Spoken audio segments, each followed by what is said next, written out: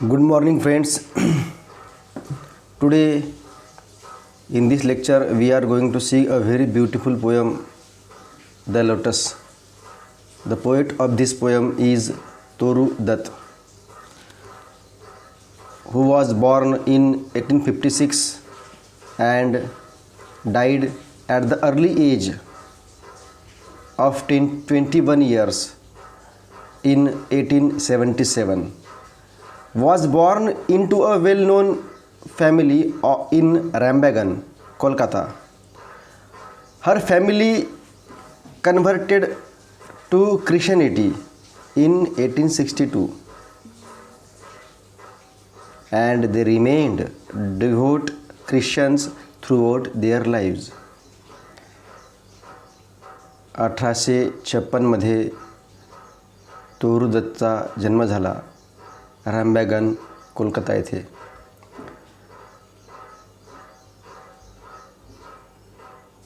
तोरू दत्त जरी ख्रिश्चन कुटुंबात जन्माला आली तरीही तिने she never lost her touch with Hinduism and was much inspired by Hindu mythology and legends. And this is clearly reflected in her works, in her poems as well as in her prose writing also. She was the first Indian woman poet to write in English and is often referred to as the Keats of Indo-English literature. She wrote in both English and French and left behind an impressive legacy of poetry and prose when she died at the young age of 21. 21व्या वर्षी तिचा मृत्यू झाला. That is why she referred as John Keats of Indo-English literature. John Keats, who was a romantic poet, a very famous romantic poet, who died at the early age. When Keats was died, his age was 25 years. तोरू दत्त जेव्हा वारली तेव्हा तिचं वय किती होतं? फक्त 21 वर्षाचं वय होतं. आणि म्हणूनच she referred as Keats of Indo-English literature. Now we will quickly move on the theme of the poem. The Lotus, written in the form of a sonnet, features a debate between two rival factions.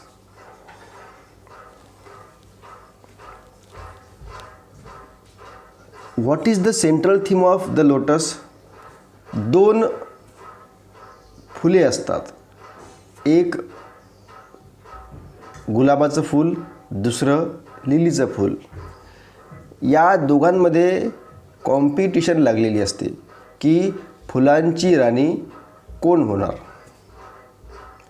आणि love, who is personified in this poem. Love, flowers, rose, lily, flora, all these are personified in this poem. So the Lotus, written in the form of a sonnet, features a debate between two rival factions, that of Rose and Lily. They compete for the title of the undisputed queen of flowers, even as love considers the merit of both flowers. इथे love knows the merits of both flowers. रोज आणि lily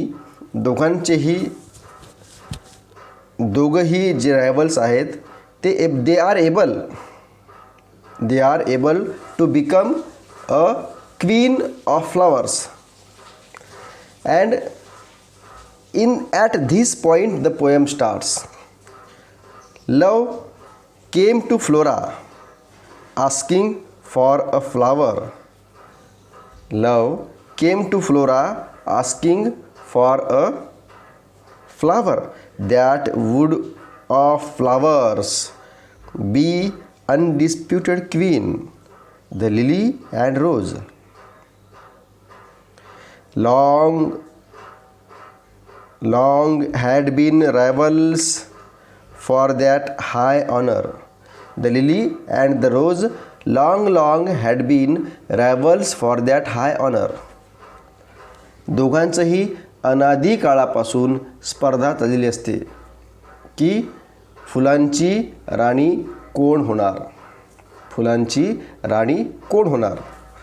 Bards of power had sung their claims. Bards means कवी, poets. कवी लोक जी आहेत रोजबद्दल आणि लिलीबद्दल खूप वर्षांपासून गुणगान गात आलेले आहेत. त्यांच्या मेरिट्सचं गुणगान गात आलेले आहेत त्यांच्या कवितेमध्ये. Bards of power had sung their claims. The rose can never tower like the pale lily with her Juno mane. What is meant by Juno? Juno means the ancient Roman goddess of marriage. In Roman mythology मध्ये जुनोला काय म्हणतात. जुनो means the ancient Roman goddess of marriage. देवतेची लग्नाची देवता. Bards of power had sung their claims. The rose can never tower like the pale lily with her Juno mane. Juno mane means manner or demeanor. Like the pale lily with her Juno mane. But is the lily lovelier? But is the lily lovelier? Lily तेवढी lovelier आहे का. Does between flower factions rank the strife. Does between flower factions rank the strife. Strife means conflict. Strife means conflict, bitter disagreement. Flower faction rank the strife in Psyche's bower. Psyche is love interest of Cupid. Cupid आणि सायकीची जी कथा आहे त्या कथेमध्ये एक reference आलेला आहे जो इथे नमूद केलेला आहे. So Psyche is Cupid's love interest. At one point in their story Psyche is brought to a leafy shelter covered with plants and flowers. Covered with plants and flowers. So as I have already told you that it is a Petrarchan sonnet. What is meant by sonnet? Sonnet म्हणजे काय. 14 ओळींची कविता. 14 ओळींची कविता ज्यामध्ये 2 भागामध्ये ह्या ओळी विभाजित केलेल्या असतात. पहिल्या 8 ओळी, दुसऱ्या 6 ओळी. पहिल्या 8 ओळीला काय म्हणतात. पहिल्या 8 ओळींना ऑक्टेव म्हणतात. आणि पहिल्या 8 ओळींमध्ये जो प्रॉब्लेम असतो तो प्रॉब्लेम मांडल्या जातो. The problem is put in first 8 lines and the remaining 6 lines conveys the solution of the problem. The remaining 6 lines are called sestet. First 8 lines are called octave and the remaining 6 lines are called sestet. ह्या 8 lines झाल्या Octave आणि दुसऱ्या 6 lines ज्या आहेत त्या आहेत sestet. आणि यामध्ये प्रॉब्लेमचं सोल्युशन सांगितलेलं आहे. What was the problem. The problem is who will be called as the queen of flowers. Queen of flowers कुणाला म्हणायचं, कुणाला संबोधायचं. Love said that give me a flower delicious as the rose and stately as the lily in her pride. मला असं flower द्या की जे रोजसारखं delicious आहे आणि लिलीसारखं स्टेटली आहे. Give me a flower that delicious as the rose and stately as the lily in her pride. But of what colour? Rose red? Love first chose. Then prayed, no, lily white or both provide. Here we see that love is itself confused. की रोजला queen म्हणायचं की लिलीला queen म्हणायचं. They prayed, no, lily white or both provide. And what is the solution? The solution is in these lines. And Flora gave the lotus, rose red dyed and lily white, the queenliest flowers that blows. The queenliest flower that blows. मग इथे flora काय करते? Flora लोटसला समोर करते आणि निकाल जाहीर करते की lotus will be regarded as the queen of flowers because the lotus has both qualities of rose and lily. The lotus has the qualities of rose also and the qualities of lily also. The rose is delicious also and stately as the lily in her pride. So this is the poem, The Lotus. And in this poem here we clearly see that the poet is herself in a dilemma. Dilemma कुठला आहे की the poet is brought up in India and she is scholar in English as well as in French. इथे पहा की कवयित्री जी आहे तोरू जी आहे ती कन्फ्यूज आहे की इंडियन कल्चर बेस्ड आहे की फॉरेन कल्चर बेस्ड आहे. या कवितेद्वारे